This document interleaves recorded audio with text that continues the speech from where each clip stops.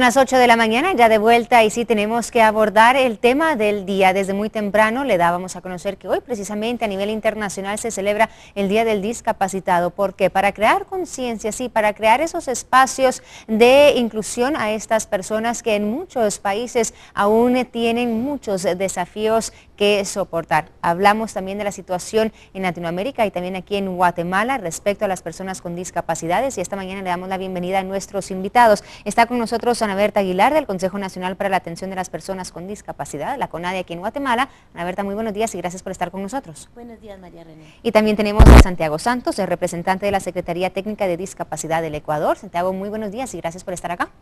Muchas gracias, buenos días y gracias por la invitación. Bueno, gracias a ustedes, a ambos por estar con nosotros. Santiago, quisiera empezar contigo esta mañana, hablando del Día de los Discapacitados a nivel internacional, y sé que tú estás aquí en Guatemala con un propósito, es básicamente proponer, dar a conocer los esfuerzos que se han dado en el Ecuador para incluir a estas personas a la sociedad. Muchas veces en nuestros países, por ejemplo, se encuentran muy al margen de la productividad de un país. Cuéntanos un poquito del escenario que vive Ecuador y cómo han logrado ustedes incluir a estas personas a la productividad.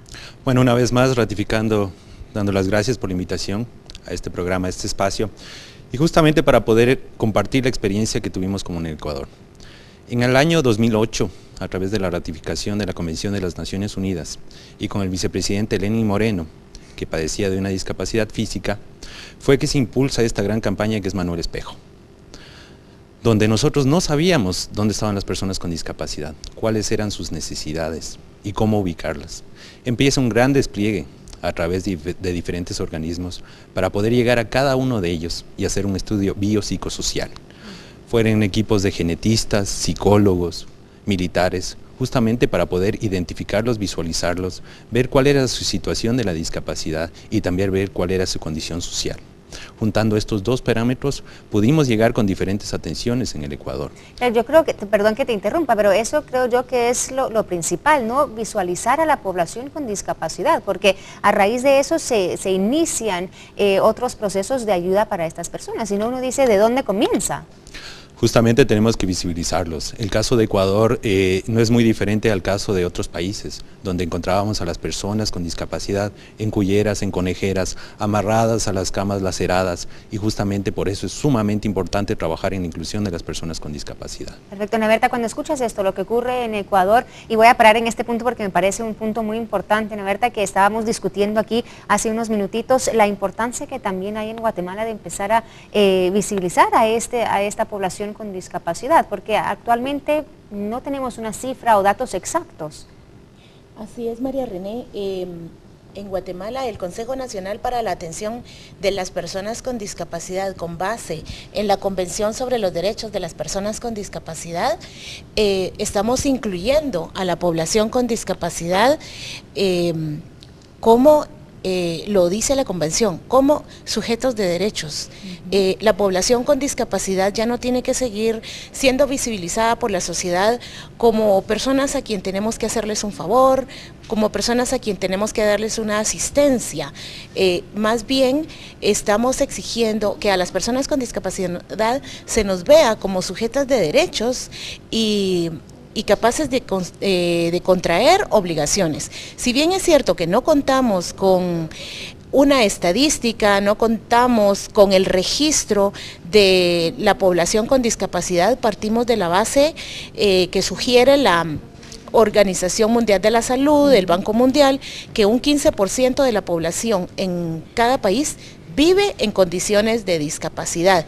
Nosotros, aunque no tenemos estos datos porque estamos coordinando con otros ministerios, el Ministerio de Desarrollo, estamos impulsando el RUPDI para el otro año, que es un registro único de discapacidad, ¿verdad?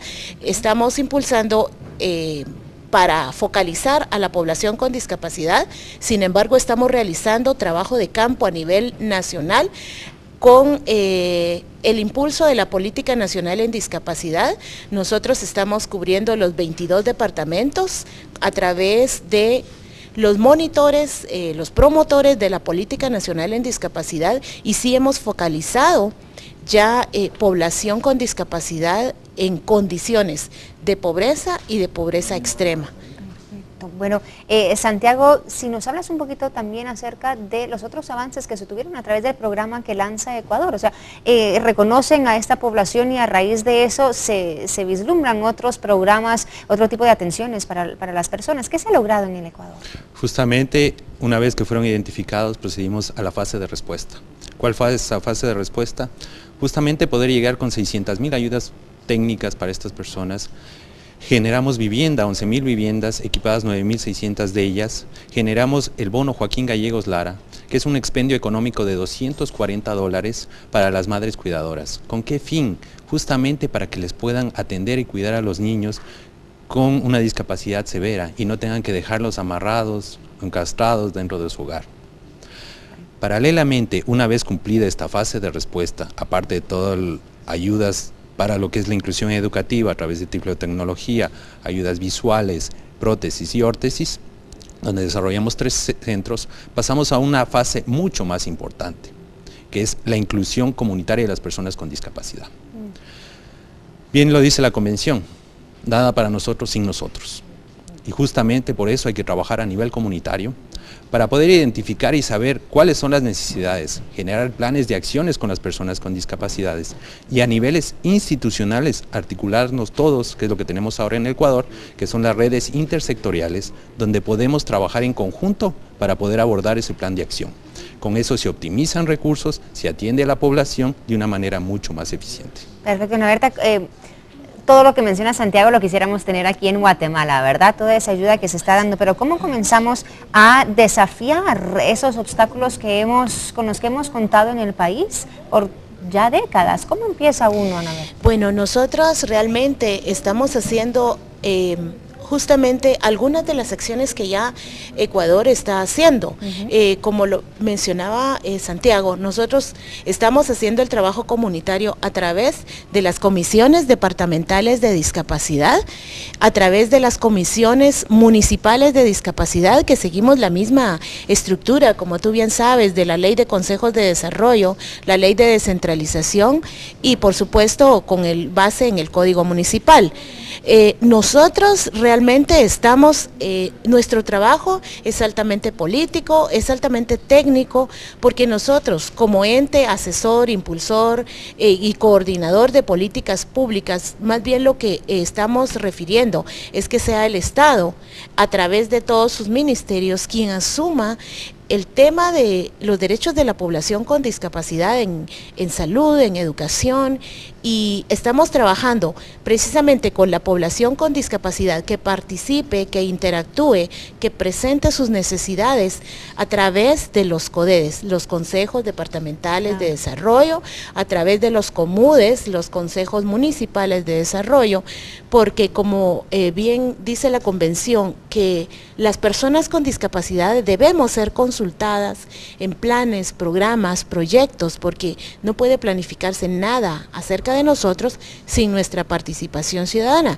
Entonces, nosotros sí estamos coordinando con los distintos ministerios para que el tema de la temática de discapacidad se transversalice en cada uno de los ministerios. Ya estamos trabajando, el Consejo de hecho está representado por distintos ministerios, en este caso 6, por la Secretaría de Bienestar Social, por la Universidad de San Carlos y por parte de la sociedad civil. Nosotros tenemos un consejo que es bipartito, participa la sociedad civil a través de todas las organizaciones, tanto que prestan servicio como de las organizaciones directamente organizadas, las organizaciones de personas con discapacidad. Y sí estamos incursionando muchísimo para que todas estas ayudas técnicas, toda esta tecnología y que la población con discapacidad sea productiva. Nosotros estamos precisamente ayer firmando convenios con la iniciativa privada, con el sector empresarial, estamos también con los mismos ministerios incidiendo para que contraten a la población con discapacidad previamente capacitada, previamente formada, ¿verdad? Hay avances, pero aún hay desafíos, y yo creo, Santiago, que uno de los desafíos más grandes es concientizar. Bueno, el Estado tiene un papel muy importante, pero también nosotros como ciudadanos, como sociedad civil, y menciona Ana Berta, o sea, tenemos un papel fundamental también, ¿verdad? El comprender que las personas con discapacidades pues son productivas, pueden llegar a ser muy productivas y contribuir al desarrollo del país. ¿Cómo cambiamos esa mentalidad? ¿Fue algo que se analizó también en el Ecuador? ¿Cómo van cambiando ustedes la mentalidad también de los propios ciudadanos? Justamente es muy importante trabajar con la comunidad, por eso reitero en este sentido. En el Ecuador hemos podido pasar de 9.000 personas incluidas laboralmente a 80.000 personas incluidas laboralmente. Pero no es cuestión de quedarnos ahí. Ahora nosotros estamos desarrollando emprendimientos productivos con las personas con discapacidad. Y es tanto así que ya tenemos desarrollado 400 emprendimientos que están generando una rentabilidad muy aceptable para cada una de esas familias. Y se está demostrando que son sujetos de crédito. La morosidad en este grupo de población no llega ni al 0.1%. Son mejores pagadores que el resto de deudores de la banca.